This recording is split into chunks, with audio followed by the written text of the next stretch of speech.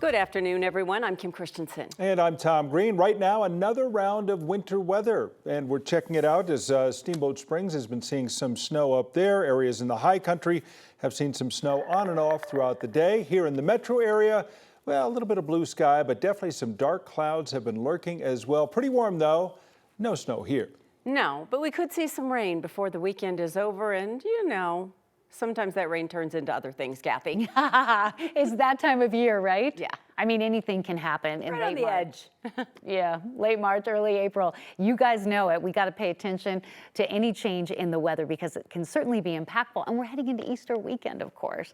And happy Good Friday to all of you. Hopefully it has been a good Friday and is a good Friday. We had mostly sunny skies. We've gone over to mostly cloudy skies now. This all part of an upper air disturbance, which is crossing the northern mountains. We are seeing a low cloud deck along the foothills with a few light showers, mainly in the form of rain, and a little bit of snow over the continental divide, but not impacting travel as of yet. There is a winter weather advisory in effect for the mountains tonight. For Denver, we're tracking some hit and miss rain showers ahead of a mild Easter weekend.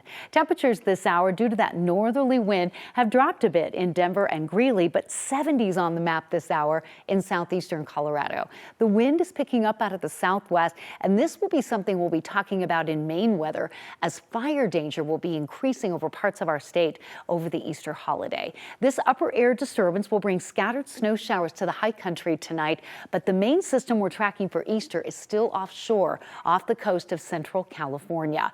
So the scattered snow showers in the mountains will lead to additional accumulation tonight through 6 a.m. on Saturday morning. And we're seeing some hit and miss little rain showers, and some of that rain's actually making it to the ground in Broomfield and Boulder. Beneficial moisture for sure. And those going skiing and snowboarding, we're going to run into some snow up there that's going to freshen up the snowpack with a winter weather advisory out for at least another 6 inches of snow on top of what you've already seen. So stray rain showers certainly possible tonight if you're out and about for dinner.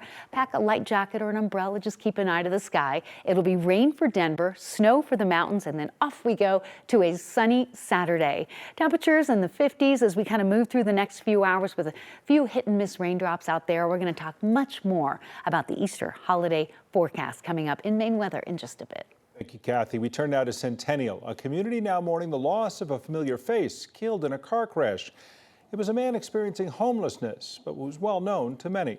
Many in the community are planning a memorial this weekend for him. 9 News reporter Ria Jha joins us live from the growing memorial. Ria? Tom and Kim, this shopping cart is just like the one Garth Donato used to push around in nearby Centennial Shopping Center, which is just across the street here. It is filled with stuffed animals, flowers, even a homemade cross that people have filled the cart with, all to show their love for the kind man they used to see every day. When people walk into the Centennial Starbucks, they expect to see Garth Donato. Well, he was here every morning.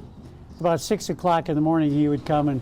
Now, Jerry Lips walks past a chair full of flowers and a drawing of Garth in his memory. I saw the flowers and I said, "What happened?" They said, "Oh, you didn't hear."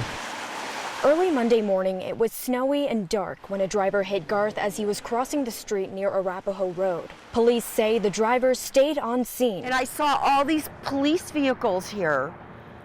And then I saw his cart. And I lost it. And I'm like, no, not Garth, no, not Garth. People now filling a shopping cart near the site of his death for the man who used to fill their hearts. This man had a heart like this.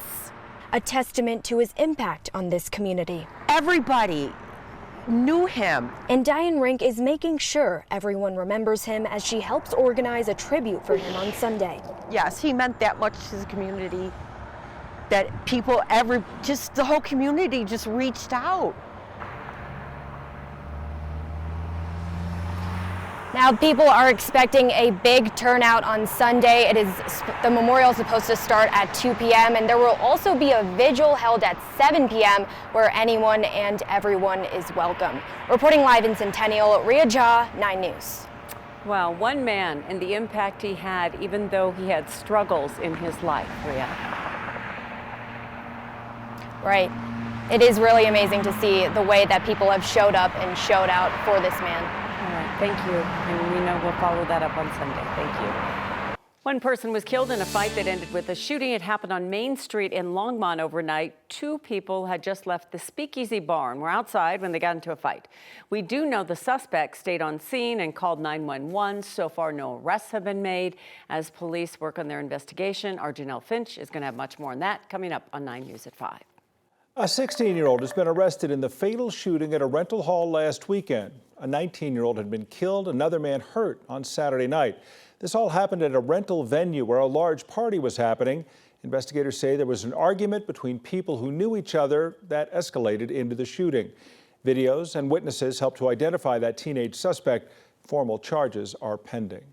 And another update this afternoon on a man who was shot at an Aurora park. We now know he has died. We brought you this story as breaking news at 4:30 yesterday. This happened at Montview Park at around 3 p.m.